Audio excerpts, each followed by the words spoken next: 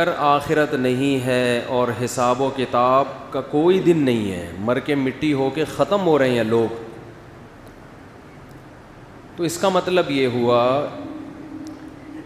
کہ اچھے اور برے کا انجام سیم ہے۔ کوئی برے سے برا بن جائے کچھ نہیں ہونے والا، اچھے سے اچھا بن جائے کچھ بھی نہیں ہونے والا، بلکہ برا زیادہ مزے میں ہے۔ برا آدمی زیادہ مزے میں، مر کے مٹی ہو کے کیا ہونا ہے؟ ختم۔ اس بات کو قرآن بہت سارے الفاظ میں مختلف انداز میں بیان کرتا ہے۔ اس پر تو بہت تفصیل سے بہت دفعہ بات ہو چکی۔ اب قرآن کہہ رہا ہے وَإِن يَكَادُ الَّذِينَ كَفَرُوا لَيُزْلِقُونَكَ بِأَبْصَارِهِمْ۔ دیکھیں مسئلہ یہ ہے کہ جب بھی آپ کوئی نظریہ پیش کرتے ہیں تو کسی نہ کسی کے مفاد پہ اس سے زد پڑتی ہے، کسی کو فائدہ ہوگا کسی کو نقصان ہوگا۔ جس کو فائدہ ہے وہ کہے گا ویلکم، بہت کیا بات کی مفتی صاحب نے، زبردست۔ جیسے جس کا دوسری کا پہلے سے ارادہ ہو وہ میری 4 شادیوں کے بیان پہ فوراً متفق ہو جائے گا، چاہے ایک بھی دلیل نہ سنی اس نے، یہ زبردست بات کی، یہ مفتی ہے جو ممبر پہ حق بولتا ہے۔ لیکن آپ کا بہنوئی یا داماد دوسری کرنا چاہ رہا ہو، آپ پہلے ہی اس کو روک رہے ہو، اور اوپر سے ہمارا بیان 4 شادیوں کے فضائل پر ہو گیا، تو آپ بولیں گے انہی مفتیوں نے گھروں کو اجاڑا ہے، انہی مولویوں نے گھروں میں آگ لگائی ہے، یہ ممبر پہ بیٹھ کے یہ کچھ کرتے ہیں۔ یہ ایک مثال دے رہا ہوں، ابھی شادیوں کی بات نہیں کر رہا، مثال دینے پر گورنمنٹ کی طرف سے کوئی پابندی نہیں ہے، کوئی بھی مثال دی جا سکتی ہے۔ تو انسانی عادت ہے کہ جس نظریے پر جس کے مفاد پہ زد پڑتی ہے وہ آرام سے قبول نہیں کرتا، اور جس کو فائدہ ہوتا ہے وہ کہتا ہے زندہ باد، بہت زبردست۔ اچھا، بعض دفعہ جب آپ کوئی تھیوری پیش کرتے ہیں، کوئی نظریہ پیش کرتے ہیں، تو سامنے والا مخالفت کرتا ہے، حالانکہ اس کے مفاد پہ زد نہیں پڑ رہی ہوتی، اس کا کوئی نقصان نہیں ہوتا، پھر بھی وہ مخالفت کرتا ہے۔ وہ کیوں کرتا ہے؟ اس لیے کہ وہ اس کے خلاف ایک بات پیش کر چکا ہوتا ہے۔ اب اسے پتہ ہوتا ہے کہ یہ بات صحیح ہے جو سامنے والا کر رہا ہے، لیکن وہ انا کا مسئلہ بنا لیتا ہے۔ یہ بہت بڑی قسم ہے گمراہی کی جو مارکیٹ میں ہول سیل کے حساب سے پھیلی ہوئی ہے۔ یہ والی گمراہی بھی کم نہیں ہے، یعنی آپ کے مفاد پہ اس سے کوئی زد نہیں پڑ رہی، کوئی آپ کا نہ پیسوں کا مسئلہ نقصان ہو رہا ہے، کچھ بھی نہیں، لیکن چونکہ آپ اس کے خلاف بول چکے ہیں، تقریر کر چکے ہیں یا کہیں بحث کر چکے ہیں، اب آپ کو اپنی بے عزتی محسوس ہوتی ہے تسلیم کر لینے میں۔ مثال واضح، جیسے میں المہند المفند پہ بات کرنے کے لیے تیار ہوں، مگر آپ چیلنجز پہ بات کرنے کے لیے کیوں تیار نہیں؟ آپ وہ ایسے پھینک چکے ہیں لمبی لمبی کہ اب آپ کو پتہ ہے پکڑے جائیں گے سیدھا سیدھا۔ تو ہونا تو یہ چاہیے آئیے میری غلطیاں بتائیں بھائی، مجھے تو بہت، میں تو سب کو کہتا ہوں یار میری غلطی بتاؤ، کوئی بات میں نے غلط کی ہو ممبر پہ تو بتاؤ، میں رجوع کروں گا، اس میں کیا جا رہا ہے بھائی؟ لیکن یہ رجوع کرنا آسان نہیں ہوتا کسی کے کہنے پہ، اور خاص طور پر ایسے کہ جس کو آپ اپنا حریف سمجھتے ہو، مخالف سمجھتے ہو، اس کے کہنے پہ رجوع کرنا آسان نہیں ہوتا۔ یہ ظرف بہت کم لوگوں کو اللہ نے دیا، اور وہی حق پرست ہوتے ہیں، وہی حق پرست ہوتے ہیں۔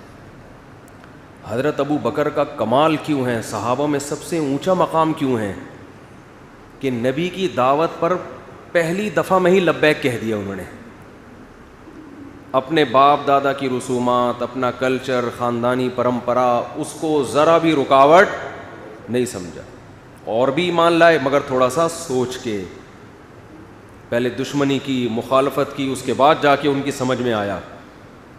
تو اسی وجہ سے کہتے ہیں حضرت ابو بکر سب سے پہلا نمبر لے گئے، جہاں دعوت سنی کہا کہ 100% ایگری، حالانکہ وہ بھی اسی ماحول میں تھے، ان کے باپ دادا بھی وہی بت پرستی کرتے آ رہے تھے، مگر حق میں خاندان اور معاشرے کو ذرا بھی رکاوٹ نہیں بنایا۔ میں اکثر ایک بات کہتا ہوں، اسے خوب اچھی طرح سمجھیں، اصل لبرل لوگ پتہ ہے کون ہیں؟ جو اسلام کو فالو کرتے ہیں. یہ ہیں لبرل لوگ. باقی ذہنی غلام ہیں. لوگ کہتے ہیں نا مذہب آپ کو ذہنی غلامی میں ڈال دیتا ہے, آپ ذہنی طور پر مذہب کے غلام بن جاتے ہیں. اور لبرلزم کسے کہتے ہیں؟ آزادی. کسی ایک نظریے کے آپ غلام نہیں ہیں, پابند نہیں ہیں. یہ بات 100% غلط ہے. مذہب آپ کو ہر قسم کے نظریات سے کیا کرتا ہے؟ آزاد. حق کو فالو کرنے کا حکم دیتا ہے کہ جو آپ کو حق لگے اس کو فالو کرو. اور یہ دعویٰ کرتا ہے کہ اگر تم براڈ مائنڈڈ ہو کے, نیوٹرل ہو کے غور کرو گے تو تمہیں اس کے علاوہ کچھ حق لگے گا ہی نہیں. اور جتنے لوگ جو مذہب کو فالو نہیں کرتے وہ بات براڈ مائنڈڈ ہونے کی, لبرل ہونے کی کرتے ہیں. وہ اگر وہ حقیقت میں لبرل ہوتے نہیں ہیں, وہ ایک نظریے کو فالو کر رہے ہوتے ہیں, ان کو پتہ ہوتا ہے یہ 100% غلط ہے, مگر چونکہ وہ نظریہ لبرلزم کی پہچان بن چکا ہوتا ہے تو اس پہچان کی وجہ سے وہ اس کو فالو کر رہے ہوتے ہیں کہ اگر ہم نے اس کو فالو نہیں کیا تو ہم پر فنڈامنٹلسٹ ہونے کی چھاپ لگ جائے گی. بہت مشکل ہے. مثال کے طور پر فار ایگزامپل سے مجھے پتہ ہے ایک لفظ یاد آتا ہے. ہمارے بھائی کی شادی تھی بچپن میں, اس میں مس گیدرنگ تھی, میں نہیں گیا تو میں خاندان میں بڑا بدنام ہو گیا تھا نا, فنڈامنٹلسٹ, اور بھائی کی شادی میں نہیں گیا.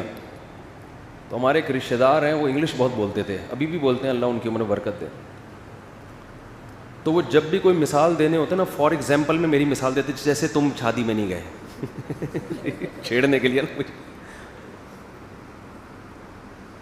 اور you set a bad example, کچھ اس طرح کا اسٹرکچر استعمال کرتے تھے, تم نے ایک بہت بری مثال قائم کی ہے.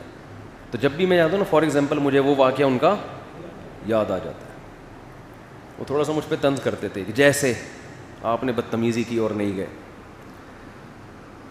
اب دیکھو میں ایک مثال دے رہا ہوں. پردے دار عورتیں غلام سمجھی جاتی ہیں جو پردہ کرتی ہیں, فنڈامنٹلسٹ, بنیاد پرست. لبرل عورتیں کیا ہیں؟ آزاد, جو بے پردہ گھوم رہی ہو, کسی کی پابند وابند نہیں ہیں. حالانکہ اللہ کی قسم یہ پابندیں ہیں. ان کو دلائل کی دنیا میں سمجھ میں آ رہا ہے کہ پردہ اصل ہے, مگر ذہنی غلامی مغرب کی ہے. یہ اپنے اوپر مذہب کی چھاپ کو برداشت کرنا پسند, یہ ان کو بے عزتی محسوس ہوتی ہے کہ لوگ کہیں گے مذہبی خاتون ہیں. اس چھاپ اور اس تانے سے بچنے کے لیے, جو معاشرے میں برا سمجھا جاتا ہے تانا, اس سے بچنے کے لیے ان تمام دلائل کو ایک طرف رکھا اور مغرب کی ذہنی غلامی اختیار کی انہوں نے. جو عورت پردہ کر رہی ہے وہ کلچر کو فالو بولو نہیں کر, وہ لبرل ہے. وہ کہہ رہی دلائل سے پتہ چلتا ہے کہ پردہ اسلام کا حکم بالکل ٹھیک ہے. جو کلچر کے اگینسٹ چل رہا ہے اس کو کہہ دیا کہ وہ لبرل نہیں ہے, اور جو کلچر کا غلام ہے اس کو کیا کہتے ہیں؟ لبرل ہے. تو وہی ہے نارنگی, رنگی کو نارنگی کہہ رہے ہیں. جو انتہائی کلرفل اورنج ہے نا, اس کو نارنگی کہتے ہیں, حالانکہ اس میں تو رنگ بھرا ہوا ہے. اور جو دودھ کو پکا مکا کے جو اصل مال نکلا ہے اس کو کھویا کہتے ہیں, گویا کھو دیا ہم نے دودھ. تو اور جو چلنے والی چیز ہے اس کو گاڑی, جو گاڑی کسے کہتے ہیں؟ جو گاڑ دی جائے زمین. چلتی ہوئی چیز کو کیا کہتے ہیں؟ گاڑی. کھوپڑی میں آتی ہے یہ چیزیں, تو الٹی چل رہی ہے دنیا. تو اسلام جتنا لبرلزم کی دعوت دیتا ہے نا آپ کو براڈ مائنڈڈ ہونے کی, اتنا دعوت تو دنیا میں کوئی بھی نہیں دیتا. تبھی تو قرآن بار بار عقل عقل عقل استعمال کرو. ان فی ذلک لآیات لقوم یتفکرون. قرآن کہہ رہے اس میں کھوپڑی استعمال کرنے والوں کے لیے نشانی ہے, جو اندھے مقلد ہوتے ہیں, کلچر کو فالو کرتے ہیں, ذہنی غلام بنے ہوئے, ان کو یہ اس سے ہدایت ہی نہیں ملے گی قرآن سے. اس قرآن سے ہدایت ان کو ملے گی جو براڈ مائنڈڈ ہو کے غور فکر کرتے ہیں, کسی نظریے کے پابند نہیں ہیں, بالکل ذہنی ہر قسم کی ذہنی غلامی سے آزاد ہو کے جو سوچے گا اسے اس قرآن سے گائیڈنس ملے گی. قرآن اس کو سیدھا راستہ دکھائے گا, بتائے گا یہ صحیح ہے یہ غلط ہے, اس کی سمجھ میں آئے گا. کیونکہ رسول اللہ صلی اللہ علیہ وسلم جس کلچر میں, جس معاشرے میں آئے نا اسلام کی دعوت لے کے, اس میں اسلام کی دعوت بالکل یو ٹرن لینا تھا. یعنی کلچر جس طرف جا رہا ہے اس کے بالکل اگینسٹ, بالکل اپوزٹ. کلچر سینکڑوں خداؤں کا قائل تھا. اسلام نے کہا عقل استعمال کرو. قرآن کے اکثر دلائل عقلی ہیں, یعنی عقل کو استعمال کرنے کا حکم دیتا ہے. لو کان فیہما آلہۃ الا اللہ لفسدتا. قرآن کہہ رہے عقل سے سوچو, اگر اس زمین میں ایک سے زیادہ خدا ہوتے تو زمین آسمان کا نظام تباہ و برباد ہو جاتا. ایک گھر میں 2 سربراہ ہوں تو گھر کیا ہو جاتا ہے؟ برباد. تبھی تو ہو رہے ہیں برباد, پتہ ہی نہیں چل رہا باپ ہے کون, میاں کون ہے.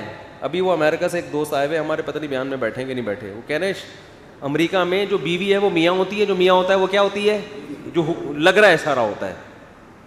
اس کو اتنے حقوق دے دیے انہوں نے کہ مرد اگر ہاتھ اٹھا لے وہ تو گیا, عورت چترول لگا لے تو کوئی اتنا بڑا کیس نہیں بنتا اس پہ. تو گھر کا بھی ایک سربراہ ہوتا ہے, نہیں ہے تو آج سے بنا لے, جا کے الیکشن کروا دیں, بے شک بچے کو باپ بنا دیں لیکن بنائیں کسی کو ضرور.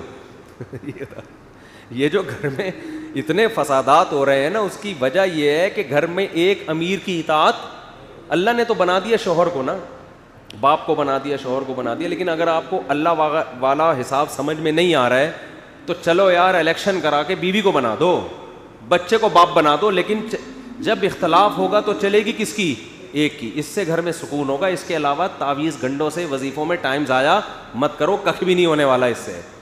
ایک تو لوگوں کو صحیح حل بتایا نہیں جاتا, اوپر سے وظیفوں میں لگا کے جو اصل حل ہے اس سے اور زیادہ غافل کر دیتے. میں وظیفوں کے مخالف نہیں ہوں, پڑھ لیں, اچھی بات ہے, اللہ کا نام لینے کی توفیق مل رہی ہے, لیکن یہ حل نہیں ہے.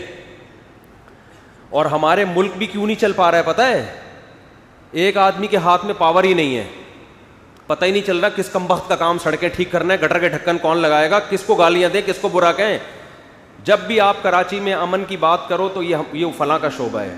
ابے بھائی یہ سڑک بنا دو, یہ فلاں کا, یہ ہمارا نہیں ہے, یہ ہیڈک کس کا ہے, یہ فلاں وزارت کا ہے. یہ پتہ ہی نہیں چل رہا ہوتا کس کے سینٹ میں جو بل پاس ہوا ہے ابھی خاندانی نظام کی تباہی والا, اس میں پی ٹی آئی کو گالیاں دینی ہے یا مسلم لیگ کو دینی ہے یا نون لیگ کو دینی ہے, کس کو گالیاں, یہی نہیں پتہ چل رہا. اس کا ذمہ دار وزیر اعظم عمران خان ہے یا کون ہے, یہ پتہ ہی نہیں چل رہا. وزیر اعظم کو برا بولا بولو بھائی میرا کیا اس سے, وہ تو سینٹ میں بل پاس ہوا ہے, مجھ سے پوچھ کے تھوڑی ہوا ہے.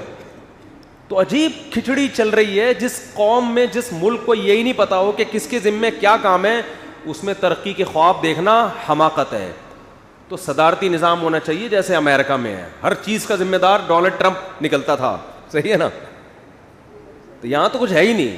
ایک متحدہ عرب, بات ہٹ رہی ہے موضوع سے لیکن کسی حد تک موضوع ہی پہ ہو رہی ہے. یہ متحدہ عرب امارات سے نا ایک صاحب, میں لاہور کے اسٹیشن پہ بیٹھا ہوا گھر والوں کے ساتھ ٹرین میں واپس آ رہا ہوں, تو ایک صاحب بیٹھے ہوئے عربی, ٹوٹی پھوٹی اردو بھی آتی, مجھے دیکھ کے پہچان گئے, کہنے لگے آپ فلاں. میں نے کہا جی ہاں. تو عربی بڑی اچھی تھی ان کی, عرب متحدہ عرب امارات کے تھے. تو انہوں نے بتایا پتہ نہیں وہاں کی آرمی میں ہے یا کس میں ہے, کیا ہے. تو مجھے کہنے لگے کہ یار یہ عجیب ملک ہے. انہوں نے کہا ہمارے ہاں یو اے ای میں جو بھی مسئلہ ہو ذمہ دار بادشاہ ہوتا ہے, اور بادشاہ اپنی ذمہ داری سمجھ کے اس کو پورا کرنے کی کوشش. کہہ رہے ہیں مجھے یہاں اتنے مہینے ہو گئے, مجھے یہی نہیں سمجھ میں آ رہا کہ کس کام کا ذمہ دار ہے کون, پکڑیں کس کو جا کے. اور اس کا فائدہ لوگ اٹھاتے ہیں, سیاسی جماعتیں. مثال کے طور گٹر اگر کھلے ہوئے ہیں نا, لوگ گر رہے ہیں اس میں, تو جس کی ذمہ داری نہیں ہے وہ اس کو گالیاں دینا کہ دیکھو یہ گٹر کھلے ہوئے ہیں فلاں کے دور حکومت, حالانکہ وہ خود ذمہ دار ہوتا ہے اس کا بعض دفعہ. تو کچھ عجیب گند مچا ہوا ہے یار. یہ وہ حیران ہو رہا تھا, کہہ رہے تم لوگ چل کیسے رہے ہو, تمہارا تو کوئی سسٹم ہی نہیں ہے. اتنے محکمے بنے ہوئے ہیں اور ہر محکمے کا بڑا ہی الگ ہے کوئی. تو یہ بربادی ہے. مسلمانوں کا تو ایک بادشاہ ہوا کرتا تھا یار, ایک خلیفہ ہوا کرتا. چلو اب پوری دنیا کے مسلمانوں کا ایک خلیفہ نہیں ہے, تو ایک ملک کا تو کم از کم ایک خلیفہ ہو نا, کہ ہر چیز کی رسپانسبلٹی بالآخر اس خلیفے کی ہو. اس خلیفے کو آپ وزیر اعظم بول دو, صدر بول دو, ہمیں ناموں میں کوئی مسئلہ نہیں ہے. آپ اس کو صدر مملکت بول دو, پریزیڈنٹ بول دو, وزیر اعظم بول دو, پرائم منسٹر, کچھ بھی بول دو, آپ اس کو خادم القوم بول دو آپ اس کو, لیکن ایک آدمی کیا ہونا چاہیے, اختیارات کس کے پاس ہوں, ایک آدمی. یہ اسلام کا مزاج یہ ہے. خیر, تو ابھی بات یہ چل رہی تھی, کیا بات چل رہی تھی بھائی؟ آج پراٹھا کھایا ہو نا, تھوڑا اسپیڈ تیز ہے میری. ابھی میں نے ویسے تو صبح کھاتا ہوں, آج میں نے ابھی تھوڑی دیر پہلے بھی پھوڑ دیا. کیا ہے؟ ابے کچھ منہ سے تلفظ کے ساتھ بولو نا, ایسے کیا. ہاں تو میں یہ عرض کر رہا تھا کہ قرآن نے کتنی زبردست دلیل دی ہے شرک کے خلاف. یہ عقل استعمال کرنے کا حکم دیا. لو کان فیہما آلہۃ الا اللہ, اگر اس کائنات میں اللہ کے علاوہ بھی خدا ہوتے, یعنی ایک خدا کے علاوہ بھی خدا ہوتے, اللہ فسادتا, اس کا نظام کیا ہو جاتا, تباہ و برباد. ایک دن نہیں چلنی تھی, کیونکہ ایک گھر سربراہ کے بغیر نہیں چلتا, ایک ریاست سربراہ کے بغیر نہیں چلتی, تو اتنی بڑی کائنات ایک مینجمنٹ کے بغیر کیسے چلے گی, برباد ہو جاتا. تو یہ تو کھوپڑی استعمال کرنے کا قرآن کہہ رہے ہیں نا. تو جو لبرل آدمی ہے نا, جو ذہنی غلام نہیں ہے, نہ انگریز کا غلام ہے, نہ جیپنیز کا غلام, نہ سائنسدانوں کا غلام, نہ ڈاکٹروں کا غلام, اس کی کھوپڑی یہاں کیا کرے گی, کام کرے گی. قرآن کہہ رہے ہیں ام خلقوا من غیر شیء ام هم الخالقون. اس میں قرآن نے کوئی نقل سے دلیل نہیں, نقل کا مطلب کسی کا قول نقل نہیں کیا کہ حضرت جی کا یہ ارشاد ہے کہ تمہیں کسی نے پیدا کیا ہے. نا نا نا نا نا. قرآن کہہ رہے ہیں ام خلقوا من غیر شیء ام هم الخالقون. تم خود سے بنے ہو یا تم نے خود اپنے آپ کو بنایا ہے بھائی. اب جو لبرل ہوگا نا, حقیقی لبرل, وہ کیا کہے گا, یار خود سے کیسے بن گئے, ڈاروین نے پھینک دی تھی کہ ہزاروں سال میں بن گئے, تو ہزاروں سال میں تو ایک بے جان پتلا نہیں بن سکتا, چلتا پھرتا انسان کیسے بن گیا ترقی کر کے, ہے بھائی. دم کہاں گئی, بندر سے بنے ہیں تو دم مارکیٹ سے شارٹ, نہ دم دے رہے ہیں نہ دم کے پیسے دے رہے ہیں ہمیں. سائنسدان کہتے ہیں دم تھی, تو میں سائنسدانوں سے پوچھتا ہوں یا تو ہمیں دم دو بھائی, جو ہماری دم کہاں گئی, یا اس کے ہمیں کیا چاہیے, پیسے چاہیے. ٹھیک ہے, نہ دم دے رہے ہو نہ دم کے, تو اس کا مطلب جھوٹ بول رہے ہو تم. اور اگر دم تھی, بندر سے ہم بنے ہیں, تو بندر سے ایک دم انسان میں کیسے کنورٹ ہو گئے, درمیان میں بھی تو کچھ ہونا چاہیے نا. ارے جو اتفاق سے چیزیں آہستہ آہستہ ارتقائی مراحل طے کرتی ہیں آہستہ آہستہ, تو وہ ایک دم سے تھوڑی کنورٹ ہوتی ہیں. کچھ ایسے ہوتے جو ابھی انسان بننے والے ہوتے, وہ ابھی 5000 سال کے بعد انسان بنیں گے. تھوڑے تھوڑے انسان ہیں, تھوڑے تھوڑے کچھ اور ہیں, آدھے بندر ہیں آدھے انسان ہیں, کچھ ایسا ہوتا. یہ آدھی دم ابھی ان کی باقی ہے, یہ تھوڑی سی رہ گئی, اس کے پیسے بھی کم ہے, کوئی اتنا مسئلہ نہیں ہے. ٹھیک ہے, تو یہ کیا بن مانس اور انسان تو بہت ڈفرینٹ ہیں ایک دوسرے سے. درمیان والی نسلیں کہاں غائب ہو گئیں, اور پھر ہزاروں سال سے اس کے بعد کچھ کیوں نہیں بن رہا, یہاں کے بریک کیوں لگ, اتنے سوالات ہیں, کسی کے باپ کے پاس بھی ان کے جوابات نہیں ہیں. اور اتفاق سے چیزیں بنتی کبھی بھی نہیں ہیں, بگڑتی ہیں. 4 اینٹیں اتفاق سے نہیں رکھی جا سکتی کروڑوں سال میں. پورا انسان بنا کے چلتا پھرتا, بول رہا ہے, دیکھ رہا ہے, سن رہا ہے. تو لبرل اگر ہوگا نا سچی مچی کا, سائنسدانوں کی غلامی میں نہیں ہوگا, ان کے سحر میں گرفتار نہیں ہوگا, کھوپڑی استعمال کرے گا, وہ کبھی بھی اس دعوے کو قبول نہیں کرے گا. وہ کہے گا قرآن صاف کہہ رہے ہیں خلقوا من غیر شیء, خود سے کیسے پیدا ہو گئے بھائی. ایک تصویر خود سے نہیں بن سکتی, آنکھ کی تصویر نہیں بن سکتی. ڈیجیٹل کیمرہ آپ کی آنکھ میں کھوپڑی میں فٹ, اور 2 کیمرے فٹ ہو گئے اور دیکھ رہے ہیں وہ, دیکھیے نا کیسے ہو گیا. دل لگ گیا, کان بن گئے. یہ تو میں خیر بیان کرتا رہتا ہوں اس ٹاپک پر. تو لبرل لوگوں کو قرآن کیا کر رہا ہے, دعوت دے رہا ہے. قرآن کہتا ہے کہ موت کے بعد زندگی نہیں ہے, تم کہتے ہو. قرآن کہہ رہے عقل استعمال کرو, تم کہتے ہو یہ ممکن نہیں ہے. قرآن کہتا ہے کیوں ممکن نہیں ہے, جو پہلی مرتبہ بنا سکتا ہے وہ دوبارہ کیوں نہیں بنا سکتا. دنیا میں کوئی اس کی مثال دیکھی کہ فرسٹ ٹائم بنا سکتے ہیں, دوبارہ نہیں ہو سکتا. ریپیئرنگ زیادہ آسان ہے یا پہلی دفعہ بنانا. آج تک کوئی ایسی کمپنی دیکھی جس نے گاڑی بنا کے کہا اب نہیں بنا سکتے بھائی ہم, اب ہم وہ بھول گیا یار میں کس طرح بنایا تھا. ٹویوٹا کمپنی نے کوئی بنائی اپنی گاڑی, ریوو بنائی, ویگو بنائی, اب آپ دوبارہ آرڈر دینے کے, ابے یار میں تو یاد ہی نہیں کیسے بنائی تھی. ابے بھائی ہمارے تو ذہن سے ہی. اور آپ یہی دلیل دے رہے ہو کہ یہ لوہا جو پگھلا ہوا ہے, کسی کمپنی نے دعویٰ کیا کہ ہم ریوو بنا سکتے ہیں. مجھے ریوو پسند ہے تو اس لیے میں زیادہ اسے پراٹھوں کی مثال بھی اسی لیے دیتا ہوں زیادہ. شادیوں کی بھی جو اپنی چیزیں وہ ساری یہاں چلا دیتے ہیں ہم, بریانی مسالے والی.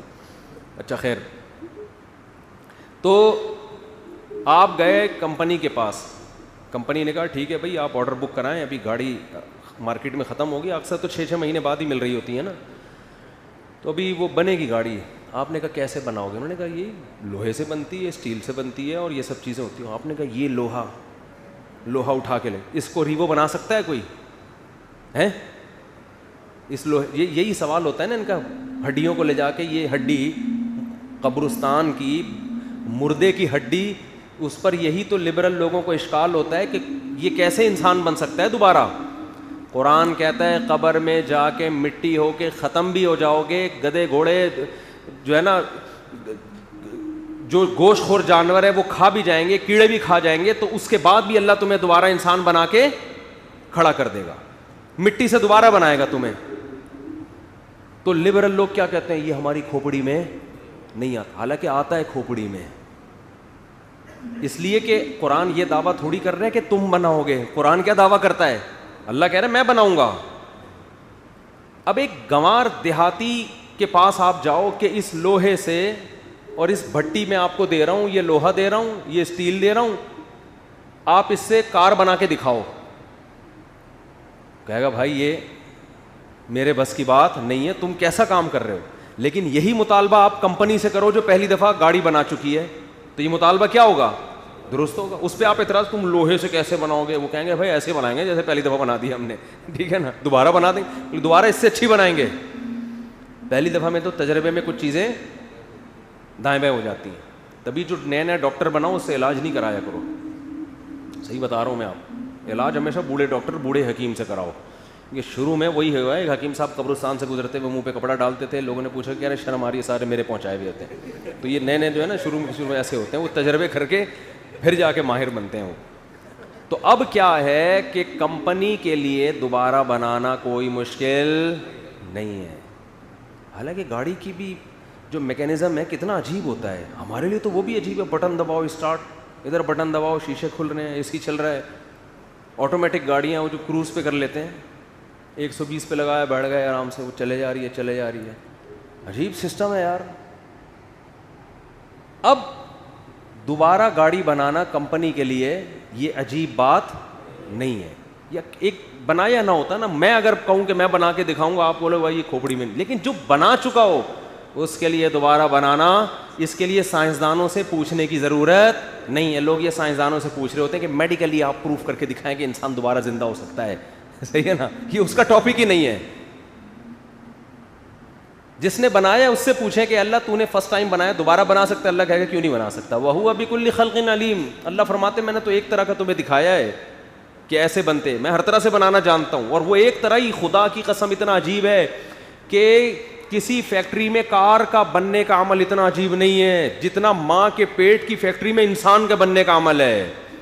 اس فیکٹری میں جہاں گاڑیاں بنتی ہے ہزاروں ملازمین ہوتے ہیں, ایک ایک اسکرو سیدھا کرنے والا, بنانے والا الگ, ہر ڈپارٹمنٹ کا شعبہ الگ. اور ادھر ایک معمولی سا جرثومہ ماں کے رحم میں گیا, کوئی مستری, کوئی مزدور, کوئی ٹیکنیشین نہیں بیٹھا ہوا, روٹی کھا رہی ہے ماں, روٹی. ایسے سافٹ ویئر اللہ نے اس پانی میں انسٹال کر دیے ہیں کہ ماں روٹی کھاتی ہے, اس بچے کی آنکھ بن رہی ہے, ناک بن رہی ہے, دل, دماغ, جگر. ریوو مشین سے زیادہ میکینزم اس کا بہت ہی عجیب و غریب میکینزم ہے. کوئی مستری منظور ڈینٹنگ پینٹنگ والا آپ کو ماں کے پیٹ میں نظر نہیں آئے گا. خود ماں کو خبر نہیں ہوتی خدا کی قدرت کا کیسا شاہکار میرے پیٹ میں تیار ہو رہا ہے, خود ماں کو پتہ نہیں ہوتا. اور کیا انداز ہے, ادھر ماں کے پیٹ سے بچہ باہر آیا, ادھر ماں کی چھاتیوں میں دودھ پیدا ہو گیا. ایسی خوراک جو بچے کے لیے اس سے بہتر خوراک ہو نہیں سکتی. یہ آٹومیٹک سسٹم اللہ کی قسم خود بخود نہیں ہو سکتا, اس کا کوئی کرنے والا ہے. اور وہ جو مشین آئی ہے وہ زندہ ہے, چلتی, وہ گاڑی بولتی تو ہے, دروازہ کھولا وہ بولے گی شٹ دا ڈور, بولنے نہیں, وہ اس میں ریکارڈنگ ڈالی ہوئی ہے. خود گاڑی کو نہیں پتا ہوتا. اب تو گاڑیاں گالیاں بھی دے رہی ہیں, میں نے سنا ہے. ہاں سنا ہے, اب ایسی آٹومیٹک گاڑی آ رہی ہے کہ اگر آپ اوور اسپیڈ کرو گے تو گاڑی ایک دفعہ تمیز سے بات کرے گی, بھائی ذرا آرام سے, یہ سنا ہے میں نے, پتہ نہیں حقیقت ہے نہیں, مجھے کسی نے بتایا. پھر 2-3 دفعہ اس کو گالیاں دینے پہ آ جائے گی آپ کی سیفٹی کے لیے. غلط اوورٹیک کر رہے ہو آپ کو, تو زیادہ ٹیکنالوجی ترقی کرے گی تو جھانپڑ بھی پڑنا شروع ہو جائیں گے. لیکن یہ گاڑی کو شعور نہیں ہے, روبوٹ کی طرح ہے, آٹومیٹک سسٹم ہے, اس کو نہیں پتہ چل رہا.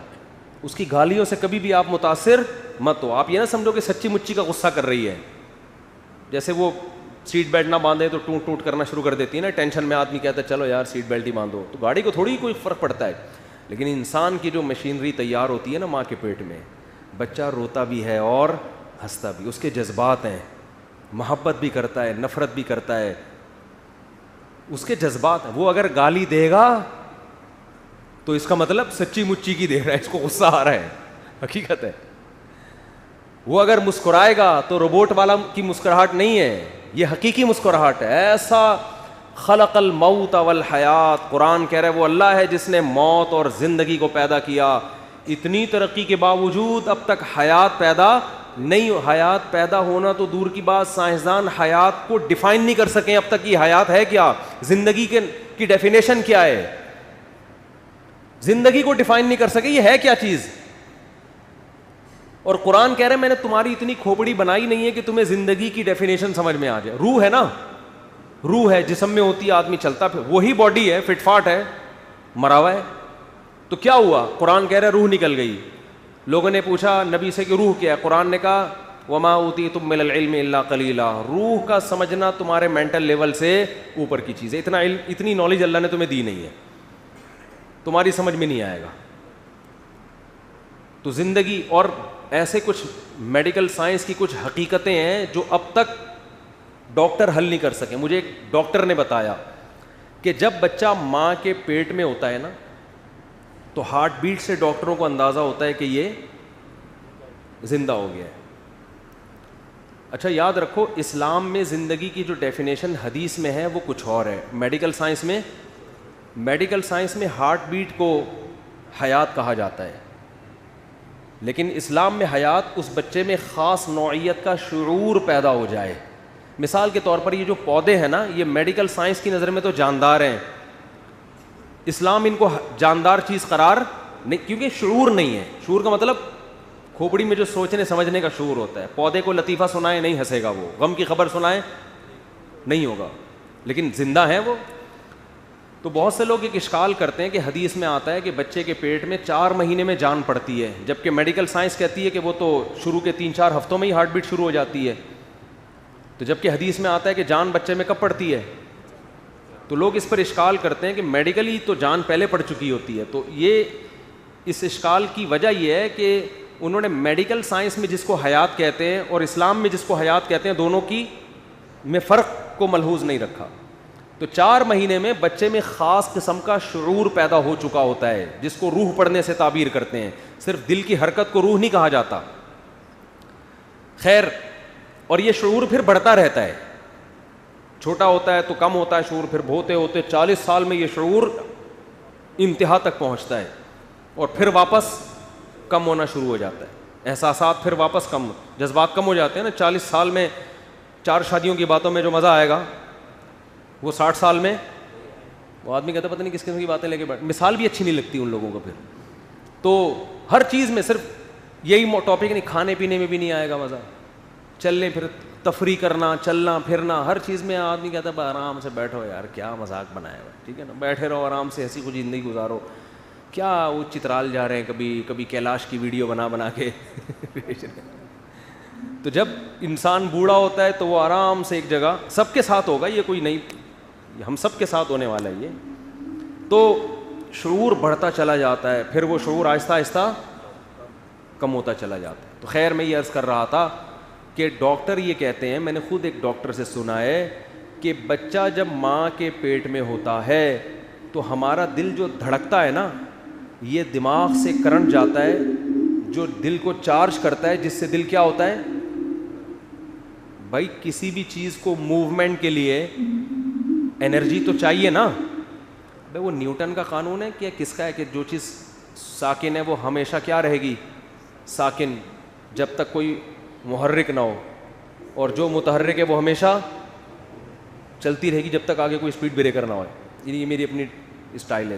نیوٹن کے قانون کو نیوٹن کا تھا, پتہ نہیں کس کا قانون ہے یہ, نیوٹن کا.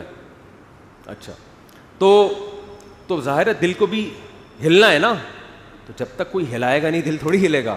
تو اس کے لیے قدرت نے کیا رکھا ہے, دماغ کیا کرتا ہے, دل کو چارج. لیکن دماغ کے چارج کرنے کے لیے ضروری ہے کہ دماغ پہلے خود تو اس میں حیات پیدا ہو نا, اور وہ بلڈ کے سرکولیشن کے بغیر دماغ میں زندگی پیدا بولو نہیں ہوتی.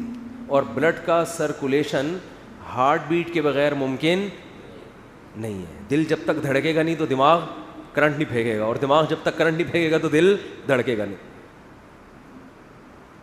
تو میں نے خود ایک ڈاکٹر سے سنا کہ اب تک سائنس اس راز پر مطلع نہیں ہوئی ہے کہ فرسٹ ٹائم دل کیسے دھڑکتا ہے بچے کا, کیونکہ دماغ تو ابھی مردہ ہے. دماغ کیا ہے, وہ تو مردہ ہے ابھی. اگر ہم یہ کہیں کہ دماغ نے کرنٹ بھیجا تو وہ دل کے دھڑکے بغیر بھیج کیسے دیا کرنٹ اس نے, اور اگر دل دھڑک کے کرنٹ بھیجا تو دل دھڑک کیسے گیا کرنٹ بھیجے بغیر. تو اتنے سارے راز ہیں جو ابھی تک مبہم ہیں. تو ایسا پیچیدہ نظام بنایا ہوئی آٹومیٹیکلی بن گیا سارا. یہ لبرل لوگ جو ایتھیسٹ ہوتے ہیں نا, جو کہتے ہیں ہم کسی نظریے کے پابند نہیں ہیں, آپ پابند ہیں غلط نظریات کے, ٹھیک ہے نا. آپ نے ایک نظریہ پہلے فرض کر لیا ہے اور اب اوٹ پٹانگ کر کے اب دلائل اسی کی طرف آپ کھینچے چلے جا رہے ہیں. اگر آپ براڈ مائنڈڈ ہو کے سوچیں گے تو آپ اس بات کو ماننے پر مجبور ہوں گے خود سے نہیں بنے بلکہ کسی نے ہمیں بنایا ہے, خود نہیں بن سکتے. اور بنانے والے کو تو بنانے والا ہی جانتا ہے, وہ تو ہم جانتے نہیں کہ وہ خود سے کیسے, وہ ہمیشہ سے ہے. عقل یہ کہتی ہے کہ جو بنانے والا ہے اس کے بارے میں ہم جانتے ہی نہیں ہیں, تو اس کے بارے میں یہ بحث کرنا کہ وہ خود سے کیسے ہے, یہ بحث ہی غلط ہے کہ وہ ہمارے مینٹل لیول سے اوپر ہے. ہم تو, میں اپنے بارے میں بتا سکتا ہوں بھائی ہم خود سے نہیں ہو سکتے, آپ اس کے بارے میں تو تبصرہ کر رہے ہو کہ یہ خود سے کیسے ہے, اور اپنے بارے میں کہہ رہے ہو ہم خود سے ہیں, حالانکہ اپنے بارے میں تو آپ جانتے ہو. اس کو کہتے ہیں فر من المطر وقام تحت المیزاب. بعض لوگ ایک اشکال سے بچنے کے لیے اشکالات کے سمندر میں بہہ جاتے ہیں. آپ بارش سے بھاگے پانی سے بچنے کے لیے, اور پرنالے کے نیچے آ کے آپ کھڑے ہو گئے. تو ایتھیس ایک اعتراض سے بچنے کے لیے اس کا جواب ایسا دیتا ہے کہ 100 اعتراض اس کے اوپر ہوتے ہیں پھر آ کے. تو خیر قرآن کیا کہہ رہا ہے, تمام عقل استعمال کرنے کی بہت ترغیب دیتا ہے. ان فی ذالک لآیات لأولی الالباب, عقل مندوں کے لیے اس میں کیا ہیں, بہت بڑی بڑی نشانیاں ہیں. اور قرآن کتنی مثالیں دیتا ہے کہ حضرت عیسیٰ علیہ السلام کو وہ کہتے تھے نا اللہ کے بیٹے ہیں, قرآن نے عقل استعمال کرنے کی حکم کہ جو خدا ہے جس کا کوئی ہم مثل نہیں ہے, ایک انسان جو کھاتا ہو پیتا ہو اور وہ محتاج ہو. تمہاری تو خود تاریخ کی کتابوں میں لکھا ہے کہ عیسیٰ علیہ السلام اور حضرت مریم کھاتے بھی تھے پیتے بھی تھے. کانا یاکلان الطعام, جو کھانے پینے کا محتاج ہوتا ہے وہ خدا کی جنس میں سے نہیں ہوتا, بیٹا باپ کی جنس میں سے ہوتا ہے. تبھی تو ہم کہتے ہیں, جو لوگ کہتے ہیں نبی صلی اللہ علیہ وسلم بشر نہیں ہیں نور ہیں, تو ہم کہتے ہیں پھر آپ کی اولادیں سید بھی نور ہونی چاہیے. کسی بھی سید کا لیبارٹری ٹیسٹ کرواؤ, کیا نکلے گا, وہ انسان نکلے گا. گردے ہوں گے 2 عدد, ایک دل ہوگا اس کے اندر, اور پھیپڑے ویپڑے, وہی سارا سیٹ اپ انسانوں والا. تو جب یہ انسان ہے تو ان کے جد امجد آپ صلی اللہ علیہ وسلم بھی کیا ہیں, وہ بھی انسان ہیں. انسانوں سے انسان پیدا ہوتے ہیں, تو آپ بشر ہیں. تو میں یہ عرض کر رہا تھا, جلدی سے بات, سوالات بہت زیادہ جمع ہوئے ہیں, کئی ہفتوں سے سوال کے جواب نہیں دے رہے نا. تو میں عرض کر رہا تھا کہ اصل جو لبرلزم ہے وہ کس کے پاس ہے, بولو اسلام. باقی ہر آدمی اپنے کلچر کو فالو کر رہا ہے, کسی نے سائنسدانوں کو باپ بنایا ہوا ہے اپنا. صرف اسلام ہے جو آزادی کا قائل ہے, اور آپ کو صرف ایک خدا کا غلام بناتا ہے, جس کے ویسے ہی آپ غلام ہو. آپ نہیں بھی مانو تو آپ ہو اس کے, آپ کے ماننے سے یہ نہیں ہوگا کہ کوئی آپ نے کوئی تیر مار دیا. یعنی اسلام نے ہمیں غلام بنایا نہیں ہے, بتایا ہے کہ تم ہو کیا, غلام ہو. تو مان لو تو ثواب ملے گا, نہیں مانو گے تو جہنم میں جاؤ گے. تو کیا ہے اس میں, ایک حقیقت پر مطلع کیا ہے.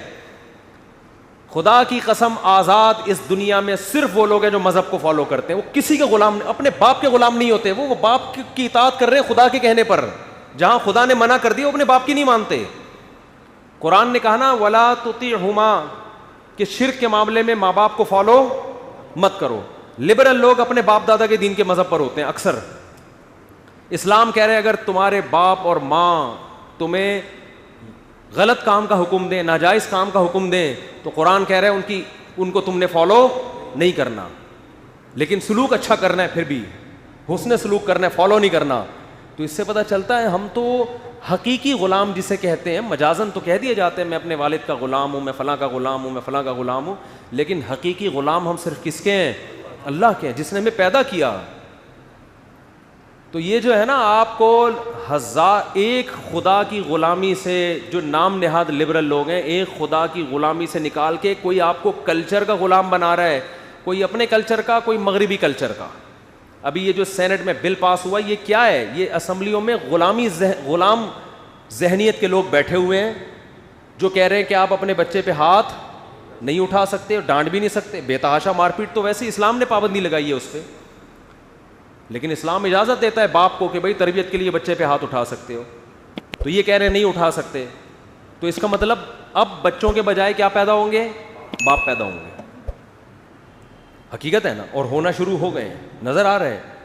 میں دیکھ رہا ہوں باپ بیٹے کے سامنے ایسے ہلکی آواز سے بات کر رہا ہوں اور بیٹا اونچی آواز سے بات کر رہی ہے, ہمیں سیٹنگ نظر آنا شروع ہو گئی ہے. تو لیکن عقل پہ تالے پڑ جاتے ہیں, غلام غلام غلام. آپ وکیلوں کا ڈریس دیکھ لو, کوٹ پہن کے, جون کے مہینے میں کوٹ پہن کے, کالے کوٹ, کالا رنگ تو ویسے ہی بہت گرمی لگاتا ہے. کالا تو آپ گرمیوں میں کرتا بھی پہنو تو آدمی کو کھانے لگتا ہے, کیونکہ کالے رنگ میں روشنی جذب ہوتی ہے, بہت تیزی سے کالا رنگ. تو گرمی میں کالا کوٹ پہن کے جو وکیل عدالت میں آ رہے ہوں یہ آپ کو آزادی دلائیں گے. یہ تو خود کس کے غلام ہے بھائی؟ انگریز کے غلام ہے.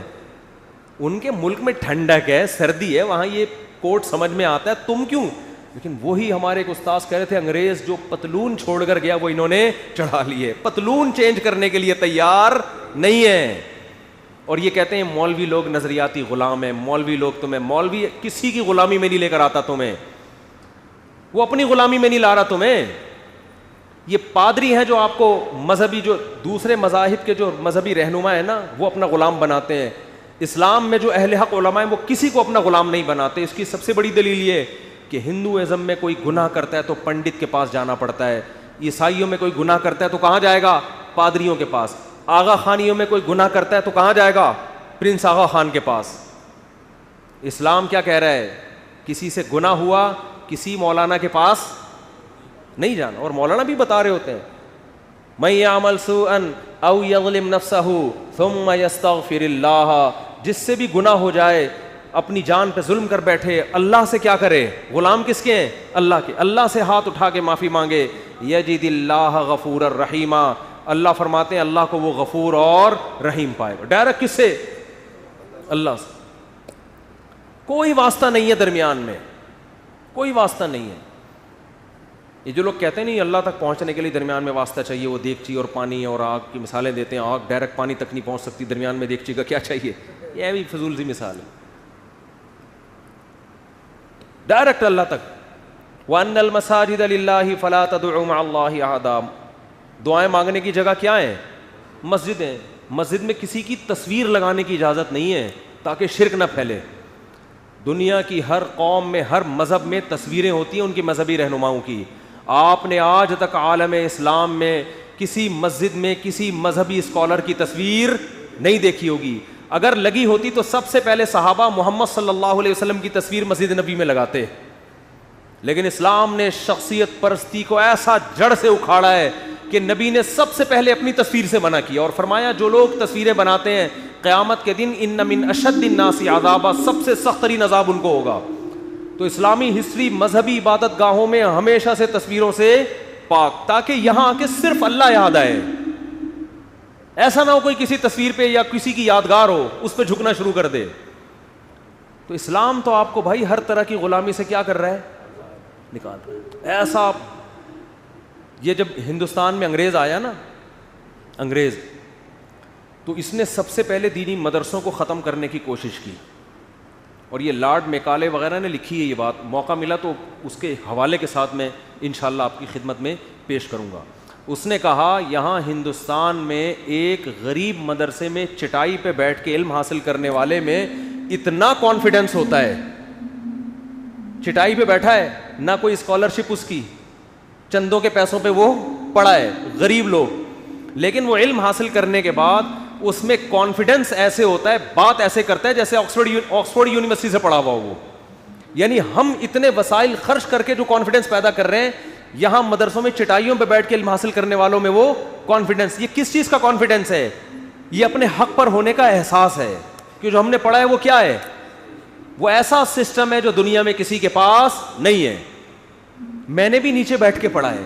آپ وراثت کے مسائل ہیں, نکاح طلاق کے مسائل ہے, اسلام کے عبادت کا نظام ہے, اسلام کے معاملات کا نظام ہے, آپ کسی لبرل کسی گورے کو میرے سامنے بٹھا دو, انشاءاللہ, بڑی بات نہیں کر رہا, اسلام کے مقابلے میں دنیا میں کسی کے پاس اتنے خوبصورت قوانین نہیں ہیں. آج بھی اسلام ببانگ دوہل یہ اعلان کر رہا ہے کہ ایک ایک جزیہ میرا اٹھا کے دیکھو, دنیا یونائٹڈ نیشن بن گئی, اتنے بڑے بڑے اسکالر بیٹھ گئے, دنیا میں بڑے بڑے ذہین لوگ, پڑھے لکھے لوگ وجود میں آ گئے, مگر اسلام نے جو نظام دیا ہے نا, خاندانی نظام, عبادت کا نظام, تجارت کا نظام, اور جتنے بھی اسلام کے معاملات کا نظام, ان تمام نظاموں میں اسلام کے مقابلے میں ٹھہرنے والا کوئی ہے نہیں. ایسے دلائل ہیں اسلام کے پاس. تو اس وجہ سے انہوں نے کوشش کی ہندوستان سے دینی مدارس کو ختم کیا جائے. یہاں بھی میں ایک بات بتا دوں, بعض شرپسند لوگ کہتے ہیں کہ مولانا قاسم نانوتوی نے جو پھر تمام مدارس جب ختم ہو گئے تھے نا, ایک درخت کے نیچے ایک مدرسے کی بنیاد رکھی, اس وقت سے دیوبندی مسلک وجود میں آیا. یہ بھی بہت غلط بات ہے. سارے مدارس جب ختم ہو گئے تو انہوں نے وہی علماء جو انہی مدرسوں سے فارغ تھے, جو ہندوستان میں جو علم پڑھایا جاتا تھا, جو ساری دنیا پڑھتی تھی, اسی علم کو باقی رکھنے کے لیے مدرسہ کھولا تھا. تو ان کے اگینسٹ جو لوگ چلے ہیں, جو ان کے نظریات سے اتفاق نہیں کیا, ان نظریات سے فرق کرنے کے لیے ان کو دیوبندی کہا جاتا تھا. یہ مطلب نہیں تھا کہ نئے مسلک کی بنیاد رکھی انہوں نے اور یہ اس وقت سے وجود میں آئے ہیں, کیونکہ وہ دیوبند میں تھا تو اس لیے اس کا نام کیا پڑ گیا, ورنہ وہ سارے ہندوستان اور بر صغیر کے سارے وہی علماء تھے.